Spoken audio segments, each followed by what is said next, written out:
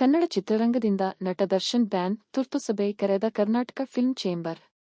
ಚಿತ್ರದುರ್ಗದ ರೇಣುಕಾಸ್ವಾಮಿ ಕೊಲೆ ಪ್ರಕರಣದಲ್ಲಿ ಕನ್ನಡದ ನಟ ದರ್ಶನ್ರನ್ನು ಬಂಧಿಸಲಾಗಿದ್ದು, ಕನ್ನಡ ಚಿತ್ರರಂಗದಿಂದ ದರ್ಶನ್ ಅವರನ್ನು ಬಹಿಷ್ಕರಿಸಿ ಎಂಬ ಆಗ್ರಹವು ಜಾಸ್ತಿಯಾಗುತ್ತಿದೆ. ಕರ್ನಾಟಕ ಫಿಲ್ಮ್ ಚೇಂಬರ್ ಅಧ್ಯಕ್ಷ ಎನ್. ಸುರೇಶ್ ನೇತೃತ್ವದಲ್ಲಿ ಇಂದು ತುರ್ತು ಸಭೆ ನಡೆಯುತ್ತಿದೆ. ಸಭೆಯಲ್ಲಿ 27ಕ್ಕೂ ಹೆಚ್ಚು ಸದಸ್ಯರು ಭಾಗಿಯಾಗುವ ಸಾಧ್ಯತೆ ಇದೆ.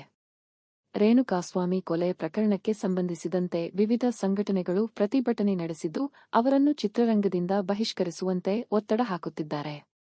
ರೇಣುಕಾಸ್ವಾಮಿ ಕೊಲೆ ಪ್ರಕರಣ ದೇಶ ಮಟ್ಟದಲ್ಲಿ ತೀವ್ರ ಚರ್ಚೆಯಾಗುತ್ತಿದೆ. ಇನ್ನು ಕೊಲೆ ಪ್ರಕರಣದಲ್ಲಿ ಎರಡು ಆರೋಪಿಯಾಗಿದ್ದರೂ ದರ್ಶನ್ ವಿರುದ್ಧ ಯಾಕೆ ಕನ್ನಡ ಚಿತ್ರೋದ್ಯಮ ಕ್ರಮ ಕೈಗೊಳ್ಳುತ್ತಿಲ್ಲ? ಕೊಲೆ ಆರೋಪಿಯಾಗಿದ್ದರೂ ದರ್ಶನ್ ಅವರನ್ನು ಚಿತ್ರೋದ್ಯಮ ಪರೋಕ್ಷವಾಗಿ ಬೆಂಬಲಿಸುತ್ತಿದೆ ಎಂದು ಸಂಘಟನೆಗಳು ಪ್ರಶ್ನೆ ಮಾಡುತ್ತಿವೆ.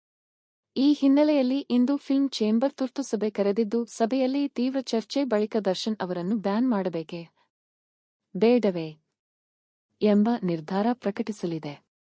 ಇನ್ನು ದರ್ಶನ್ ಹಲವು ಬೃಹತ್ ಬಜೆಟ್ ಚಿತ್ರಗಳಿಗೆ ಸಹಿ ಹಾಕಿದ್ದು, ಡೆವಿಲ್ ಚಿತ್ರದ ಚಿತ್ರೀಕರಣ ಆರಂಭವಾಗಿತ್ತು.